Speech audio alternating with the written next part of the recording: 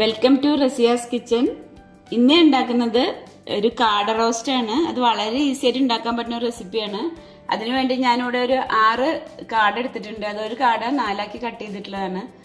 ഞാൻ കുക്കറിലാണ് ഉണ്ടാക്കുന്നത്. അപ്പൊ നമുക്ക് ആദ്യം ഈ കാട കുക്കറിൽ ഇട്ട് വെക്കാം. പിന്നെ ചുവന്നുള്ളി അത്യാവശ്യം നന്നായി തന്നെ ചതച്ചെടുത്തിട്ടുണ്ട്, അത് വലിക്കിടാം. പിന്നെ മസാലപ്പൊടികൾ, ഉപ്പ്, 1 ടീസ്പൂൺ ഉപ്പ് എടുത്തിട്ടുണ്ട്. പിന്നെ കാശ്മീരി ചില്ലി പൗഡർ, പെരിഞ്ജീരകം, ഇഞ്ചി വെളുത്തുള്ളി പേസ്റ്റ്, കുരുമുളക് പൊടി, മല്ലിപ്പൊടി, മഞ്ഞൾപ്പൊടി, ഇതെല്ലാം നമുക്ക് ഇതിലേക്ക് ഇട്ടിട്ട് നന്നായി ഒന്ന് കുഴച്ചെടുക്കണം. ഒരു തക്കാളി അത് ഇട്ട് കൊടുക്കാം. കുറച്ച് വേപ്പില ഇടാം. കുറച്ച് വെളിച്ചെണ്ണ ഒഴിച്ചിട്ട് കൈ കൊണ്ട് തന്നെ നന്നായി കുഴച്ചെടുക്കാം.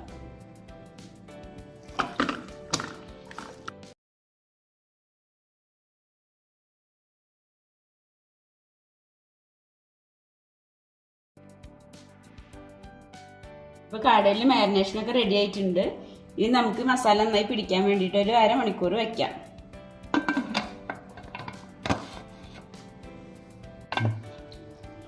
ഇപ്പോൾ ഒരു അരമണിക്കൂർ ആയിട്ടുണ്ട്.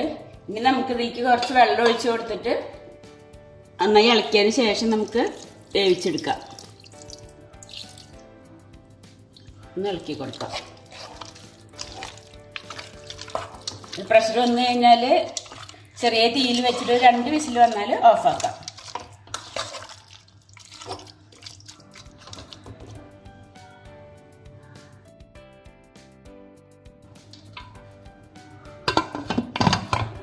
ഒക്കെ വന്നിട്ടുണ്ട്. ഇനി നമുക്ക് ലോ ഫ്ലെയിമിൽ വെച്ചിട്ട് 2 വിസിൽ വന്നാൽ ഓഫാക്കാം. കുക്കറിലത്തെ പ്രഷറൊക്കെ പോയിട്ടുണ്ട്. നമുക്കൊന്ന് തുറന്ന് നോക്കി നോക്കാം. ഇപ്പം നമ്മളുടെ കാടിറച്ചിയൊക്കെ നല്ലോണം വെന്ത് വെള്ളമൊക്കെ വറ്റി വന്നിട്ടുണ്ട്. ഇനി നമുക്കൊരു പാൻ അടുപ്പത്ത് വെച്ച് അതിൽ വെളിച്ചെണ്ണ ഒഴിച്ച് കറിവേപ്പിലയും പച്ചമുളകും ഇട്ട് വന്നത് വറ്റിച്ചെടുക്കാം.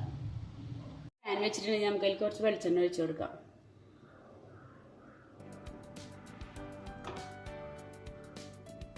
എണ്ണ ചൂടായിട്ടുണ്ട്. നമ്മൾ എടുത്തു വെച്ചിട്ടുള്ള കറിവേപ്പിലും പച്ചമുളക്, ഒരു 3 പച്ചമുളക് ഇട്ടിട്ടുണ്ട്.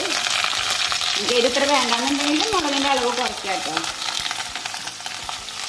മുളകൊന്ന് കുറച്ചൊന്ന് മുരിഞ്ഞ് വന്നു കഴിഞ്ഞാൽ നമ്മൾ വേവിച്ച് വെച്ചിട്ടുള്ള കാട് ഇതിലേക്ക് ഇട്ട് കൊടുക്കാം.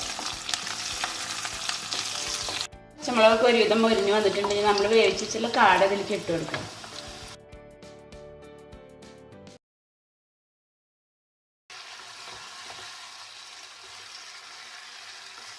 കാട നമുക്ക് കുക്കറിൽ വെച്ച് വേവിക്കണമെന്ന് നിർബന്ധമൊന്നുമില്ല. നമുക്കൊരു പാത്രത്തിൽ വെച്ച് വേവിച്ചെടുത്താലും മതി.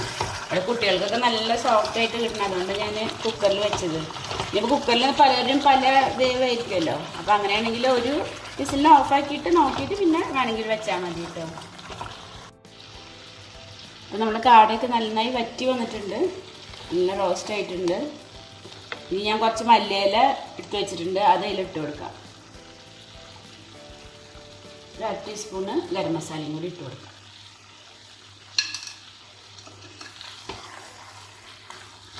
ഇത് നന്നായി ഇളക്കിയതിന് ശേഷം നമുക്ക് ഫ്ലെയിം ഓഫ് ചെയ്യാം. അപ്പം നമ്മൾ ഈസിയും ടേസ്റ്റി ആയിട്ടുള്ള കാട റോസ്റ്റ് റെഡി ആയിട്ടുണ്ട്. ഇനി നമുക്ക് ഫ്ലെയിം ഓഫ് ചെയ്യാം. അപ്പം നമ്മൾ കാട റോസ്റ്റ് കഴിക്കാൻ റെഡി ആയിട്ടുണ്ട്. ഇത് പത്തിരിൻ്റെയും ചപ്പാത്തിൻ്റെയും അതുപോലെ ചോറിൻ്റെ കൂടി നല്ല കോമ്പിനേഷനാണ്. നിങ്ങൾ ഉണ്ടാക്കി നോക്കുക. അഭിപ്രായം കമൻറ്റ് ചെയ്യുക. നിങ്ങൾക്ക് എൻ്റെ വീഡിയോ ഇഷ്ടമായെങ്കിൽ ലൈക്ക് ചെയ്യുക, ഷെയർ ചെയ്യുക, സബ്സ്ക്രൈബ് ചെയ്യാത്തവരുണ്ടെങ്കിൽ സബ്സ്ക്രൈബ് ചെയ്യുക.